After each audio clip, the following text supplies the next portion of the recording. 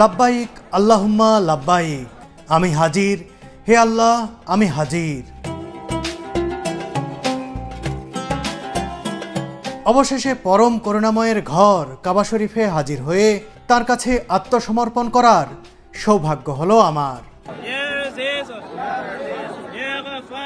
কায়মনে স্রষ্টাকে স্মরণ করা, কাবাঘর তাওয়াফ করা কিংবা ছুঁয়ে দেখাটা একেবারে স্বপ্নের মতোই।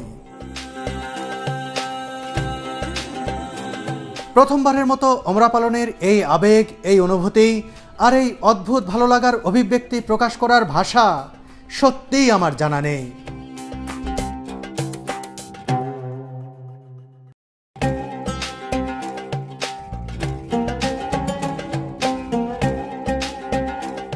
হোটেলে বিশ্রাম নিয়ে ওমরা সম্পন্ন করতে রাত ৮টার দিকে আমরা রওনা দিলাম মসজিদুল হারামের দিকে।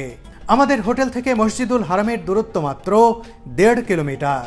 একটি ট্যাক্সি ভাড়া করে এগিয়ে যাচ্ছি আমরা সেদিকে। এ সময় মনটা একেবারেই প্রশান্ত হয়ে আছে। মক্কায় প্রবেশ করার পর থেকেই আল্লাহর শ্রেষ্ঠত্ব স্মরণ করার পাশাপাশি এই নগরীর পবিত্রতা ও মর্যাদা রক্ষায়ও খেয়াল রাখার উপর গুরুত্ব দেওয়া হয়। খুব অল্প সময়ের মধ্যেই আমরা চলে এলাম মসজিদুল হারামের কাছে। কিছুটা দূর থেকে আলো ঝলমলে ক্লক টাওয়ারটি দেখতে পাচ্ছিলাম আমরা।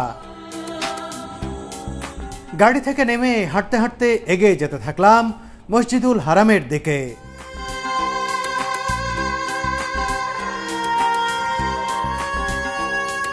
দুনিয়ার সবচেয়ে পবিত্র জায়গা আল্লাহর ঘর কাবা কিছুক্ষণের মধ্যেই নিজ চোখে দেখতে পাবো। এই মুহূর্তের এই অনুভূতিটাই অন্যরকম।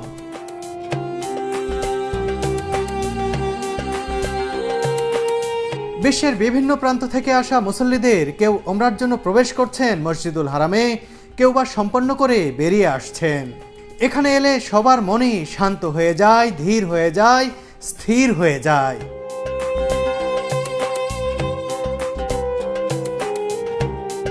বয়সের ভারে স্থবির হয়ে আসা শরীরও যেন অদৃশ্য টানে সচল হয়ে ওঠে এখানে এলে। আবার কারো কারো নিজ পায়ে চলার সক্ষমতা নেই, তবু এভাবেই হাজিরা দিতে এসেছেন আল্লাহর কাছে।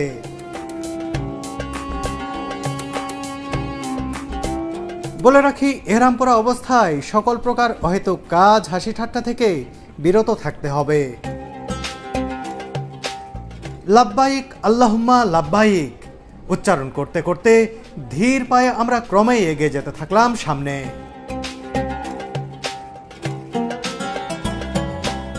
মসজিদুল হারামের মূল প্রবেশদ্বারের কাছাকাছি আসার পর এর বাহ্যিক বিশালতা ও স্থাপত্য সৌন্দর্য দেখে মুগ্ধ হলাম। ডান পা সামনে দিয়ে মসজিদুল হারামে প্রবেশ করলাম আমি আর সুরভি। এ সময় পড়ে নিলাম বিসমিল্লাহি আল্লাহুম্মা সাল্লি আলা মুহাম্মদ আল্লাহুম্মা গফিরলি ওয়াফতালি আবওয়াবা রাহমাতিক।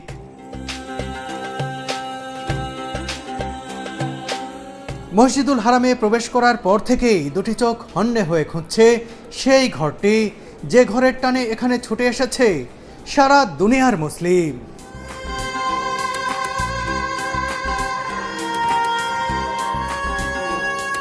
অবশেষে দৃষ্টিগোচর হলো কালো কাপড়ে মোড়ানো পবিত্র সেই ঘর। আল্লাহর ঘর কাবা দেখতে পাওয়ার সাথে সাথেই অদ্ভুত এক মোহনীয় অনুভূতি গ্রাস করলো আমাকে। স্থির নয়নে পবিত্র কাবা দেখতে দেখতে ধীর পায়ে এগিয়ে যেতে থাকলাম সামনে। নিজের চোখে প্রথম কাবা দেখার অভিব্যক্তি কোনো ভাষা দিয়েই শতভাগ বোঝানো সম্ভব নয়। এই মুহূর্তের এই ভালো লাগা, এই মুগ্ধতা সত্যি অমূল্য।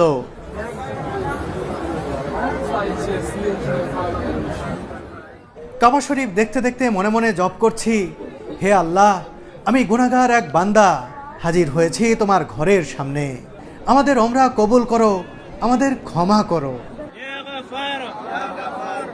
অগণিত মানুষ নিবিষ্ট মনে প্রদক্ষিণ করছেন কাবা শরীফ। ছোটবেলা থেকে কত শতবার এই দৃশ্য আমি দেখে এসেছি টেলিভিশনের পর্দায়, আর আজ আমি এখানে নিজেই হাজির।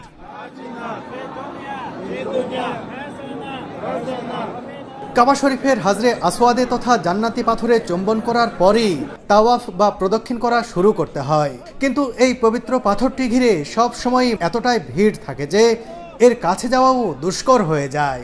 এ অবস্থায় ঠেলাঠেলি করে বিশৃঙ্খল পরিবেশ তৈরি না করাই উত্তম। হাজরে আসওয়াদ না ছুঁয়েও এটির বরাবরে দূর থেকে হাতের ইশারা ও চুম্বনের মাধ্যমে তাওয়াফ শুরু করা যায়। আর এভাবেই হাজরে আসওয়াদ থেকে হাজারো মুসল্লির সাথে তাওয়াফে সামিল হয়ে গেলাম আমি আর সুরভি। মনে রাখবেন, হাজরে আসওয়াদ বরাবর একটি সবুজ বাতি রয়েছে, সেই বরাবর থেকেই তাওয়াফ শুরু করতে হয়।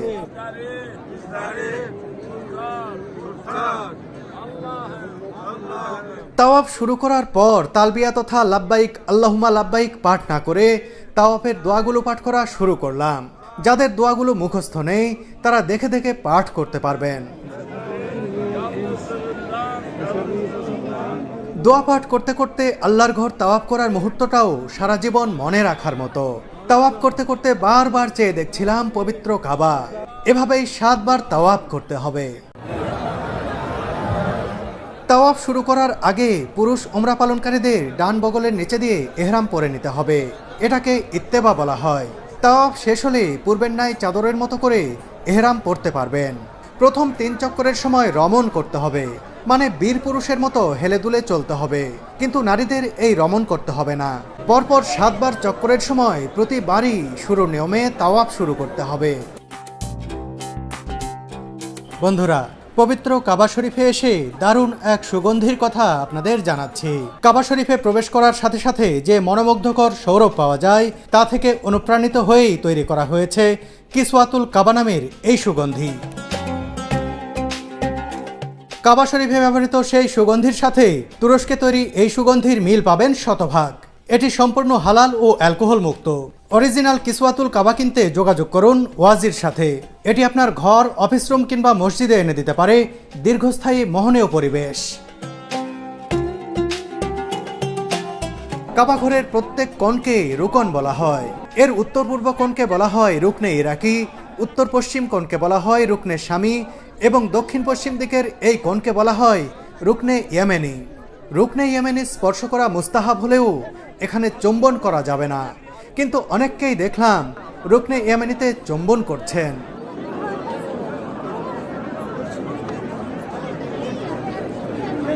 এই রুকনে ইয়েমেনি থেকে হাজরে আসওয়াদের মধ্যস্থল অতিক্রম করার সময় প্রতি চক্করে এই স্থানে পড়তে হয় রাব্বানা আতিনা ফিদ দুনিয়া হাসানা ওয়া ফিল আখিরাতি হাসানা ওয়া কিনা আযাবান নার।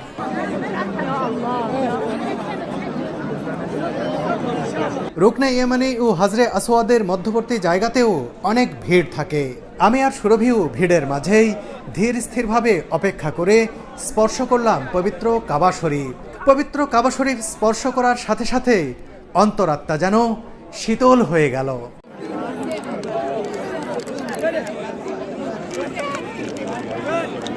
এখানে কাবার গিলাফে হাতের আঙুল দিয়ে অনেকেই অনেক কিছু লিখছেন। তারা মনে করেন এই গিলাফে যাই লেখা হবে আল্লাহ তাই কবুল করবেন। কিন্তু আমার স্বল্প জ্ঞানে আমি যা জানি, এভাবে গিলাফের উপর লেখালেখি করার কোনো নিয়ম বা আলাদা কোনো ফজিলত নেই। আসলে এখানে আসার আগে এ ব্যাপারে আমার কোনো ধারণাই ছিল না।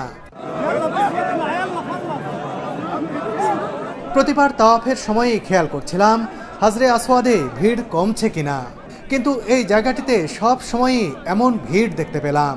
এখানে এভাবে ঠেলাঠেলি করার ব্যাপারে বারণ থাকলেও কিছু মানুষ এই পবিত্র জায়গায় এসেও যেন হারিয়ে ফেলেছেন হিতাহিত কাণ্ডজ্ঞান। তারা স্পষ্টতই বিশৃঙ্খলতা তৈরি করে যাচ্ছেন, আর তা সামাল দিতে হিমশিম খাচ্ছেন নিরাপত্তা কর্মীরা।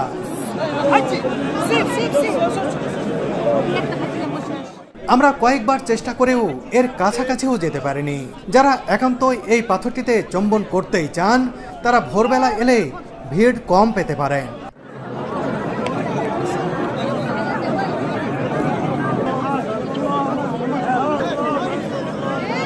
হাজরে আসওয়াদ ও খানায়ে কাবার দরজার মধ্যবর্তী জায়গাকে বলা হয় মুলতাজিম। তাওয়াফ শেষ হয়ে যাওয়ার পর মুলতাজিমের সামনে দাঁড়িয়ে দোয়া করতে হবে। আমরা এখানে দাঁড়িয়ে দোয়া করার পাশাপাশি চেষ্টা করলাম কাবা শরীফের দরজাটা একটু ছুঁয়ে দেখার। এখানেও অনেক ভিড়। অনেকক্ষণ অপেক্ষার পর দরজাটি স্পর্শ করতে পারি আমি আর সুরভি। এই অনুভূতিও বলে বোঝানো যাবে না।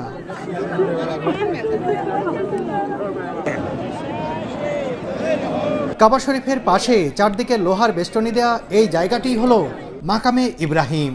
এর ভেতরের পাথরটিতে হযরত ইব্রাহিম আলাইহিস সালামের পদচিহ্ন রয়েছে। হযরত ইব্রাহিম আলাইহিসসালাম এর উপরে দাঁড়িয়ে কাবা শরীফ নির্মাণ করেছেন। মুসলমানরা বিশ্বাস করে থাকে যে হযরত ইব্রাহিম আলাইহিসসালামের মুজিজার কারণে শক্ত পাথরটি ভিজে তাতে তার পায়ের চিহ্ন বসে গিয়েছে। তাওয়াফ শেষে মাকামে ইব্রাহিমকে সামনে রেখে 2 রাকাত ওয়াজিব নামাজ আদায় করতে হবে। আমি আর সুরভি 2 রাকাত ওয়াজিব নামাজ পড়ে নিলাম। নামাজ শেষে পরিবার পরিজন ও প্রিয় মানুষদের জন্য আল্লাহর কাছে দোয়া করলাম তাদের জন্য যাদের উদ্যোগে আজ আমি এখানে হাজির হতে পেরেছি। কৃতজ্ঞতা প্রকাশ করছি সাউদিয়া এয়ারলাইন্সের প্রতি, কৃতজ্ঞতা প্রকাশ করছি সানশাইন এক্সপ্রেস ট্রাভেল ইনকর্পোরেশনের স্বত্বাধিকারী মোহাম্মদ মিজানুর রহমান ভাইয়ের প্রতি। এছাড়া সৌদি ভ্রমণের ল্যান্ড প্যাকেজ স্পন্সর করায় কৃতজ্ঞতা জানায় ট্রাভেল এজেন্সি চলঘুরির প্রমি ভাইয়ের প্রতি।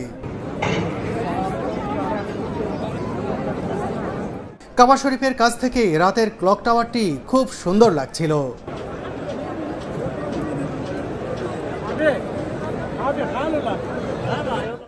দুনিয়ায় তো কত কিছুর সাথেই মানুষ সেলফি তোলে, কিন্তু আল্লাহর ঘরের সাথে এই সেলফি সব কিছু থেকে আলাদা।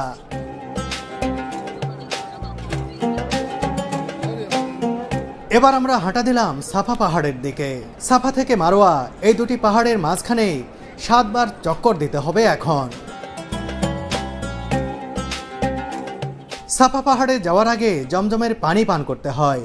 জমজমের পানি পান করার সময় এই দোয়াটি পড়ে নিতে হবে, আল্লাহুম্মা ইন্নী আসআলুকা ইলমান নাফিয়ান ওয়া রিজকান ওয়াসিয়ান ওয়া শিফা আন মিন কুল্লি দাইন। এর বাংলা অর্থ হলো, হে আল্লাহ, নিশ্চয় আমি আপনার নিকট উপকারী ইলম এবং হালাল প্রশস্ত রিজিক এবং সর্বপ্রকার রোগের থেকে মুক্তি চাচ্ছি।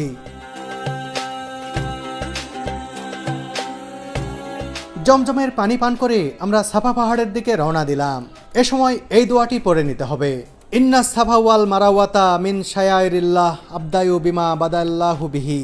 এর অর্থ হলো, নিশ্চয় সাফা মারওয়া পাহাড় আল্লাহর নিদর্শনাবলীর মধ্যে থেকে অন্যতম নিদর্শন।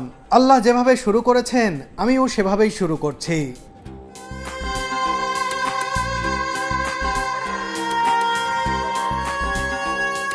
বন্ধুরা, আরবি উচ্চারণের ব্যাপারে আমি একেবারেই অজ্ঞ, একেবারেই কাঁচা। সে কারণে আমার উচ্চারণ আপনারা ক্ষমা সুন্দর দৃষ্টিতে দেখবেন বলে আশা করছি।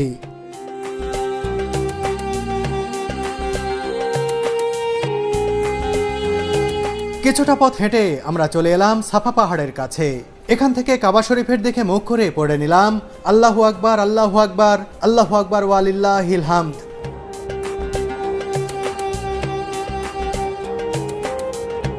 এবার আমাদের নজরে এলো সাফা পাহাড়টি। আমি কাছে গিয়ে ঘিরে রাখা পাহাড়টি ভালো করে দেখে নিলাম।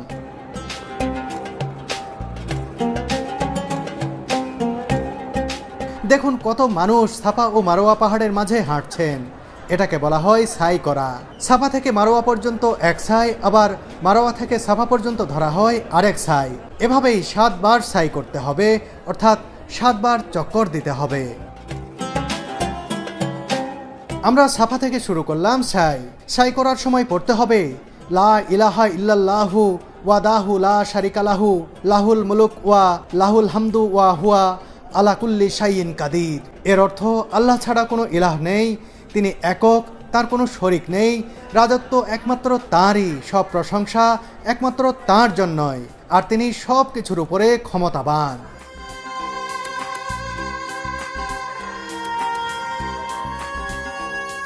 সাফা মারোয়ার মাঝের সবুজ বাতি দিয়ে চিহ্নিত করা এই জায়গাটি পুরুষ উমরাকারীদের দৌড়িয়ে দৌড়িয়ে অতিক্রম করতে হয়। সঙ্গত কারণে সুরভি হেঁটে পার হলেও আমি দৌড়িয়ে পার হলাম এই জায়গাটি। সাই করার সময় যতবারই সবুজ আলো চিহ্নিত এই জায়গাটি সামনে পড়বে, ততবারই পুরুষ উমরাকারীদের দৌড়িয়ে দৌড়িয়ে এই জায়গাটি পার হতে হবে। রাব্বিগ ফির ওয়ারহাম ওয়া আনতাল আজ্জুল আকরাম। এই জায়গাটি পার হওয়ার সময় এই দোয়াটি পড়ে নিতে হবে। সবুজ চিহ্নিত স্থান অতিক্রম করার পর নারী পুরুষ সবাই স্বাভাবিক গতিতে হেঁটে সাই করার নিয়ম। সাই করার সময় স্বাভাবিকভাবে এ দোয়া বেশি বেশি পড়তে হবে, আল্লাহু আকবর, আল্লাহু আকবর, আল্লাহু আকবর ওয়ালিল্লাহিল হামদ। আল্লাহুম্মা হাব্বিব ইলাইনাল ইমানা ওয়া কাররিহ ইলাইনাল কুফরা ওয়াল ফুসুক্কা ওয়াল ইসানা ওয়াজ আলনা মিন ইবাদিস সালিহিন। দোয়া পড়তে পড়তে আমরা মারোয়া পাহাড়ে উঠে পড়লাম। মারোয়া পাহাড়টি ভালো করে দেখে নিলাম।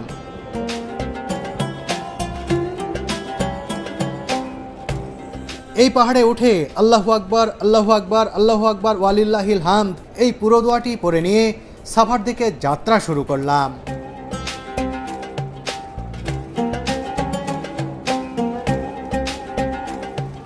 যারা হাঁটতে পারেন না বা পায়ের সমস্যা, হুইল চেয়ারে করে তাদের সাই সম্পন্ন করা হচ্ছে।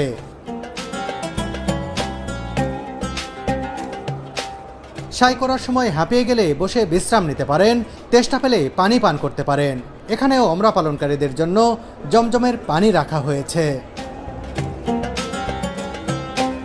বলে রাখি, শীতের সময় সাফা মারওয়ার মেঝে বরফের মতো ঠান্ডা হয়ে যায়। এ সময় আপনারা ওমরা করতে এলে মোজা পরে হাঁটলে আরাম পাবেন। কেউ কেউ প্লাস্টিকের স্যান্ডেল পরেও হাঁটছেন এখানে। তবে এমন জায়গায় জুতোর ব্যবহার আমার কাছে স্বাভাবিক মনে হয়নি।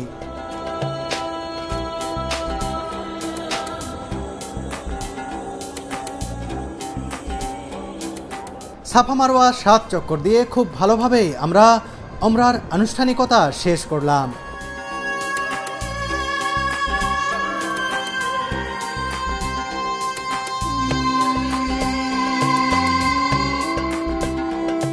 এরপর মসজিদুল হারাম থেকে বেরিয়ে পাশের একটি মার্কেটে এসে 10 রিয়ালের বিনিময়ে চুল কাটিয়ে নিলাম। অধিকাংশ ওমরা পালনকারী মাথা মুন্ডন বা ন্যাড়া করে থাকেন। তবে ন্যাড়া করতে না চাইলে সব চুলের মাথা যেন কাটা যায় সেভাবে চুল কাটিয়ে নিতে হবে। আমি অবশ্য ন্যাড়া না করে সব চুলের মাথা কেটে নিয়েছি। আল্লাহর ঘর কাবার সামনে হাজির হয়ে প্রথম ওমরা পালনের মুহূর্তটি আজীবন মনে থাকবে আমার। আল্লাহ পাক আমাদের ওমরা কবুল করুন।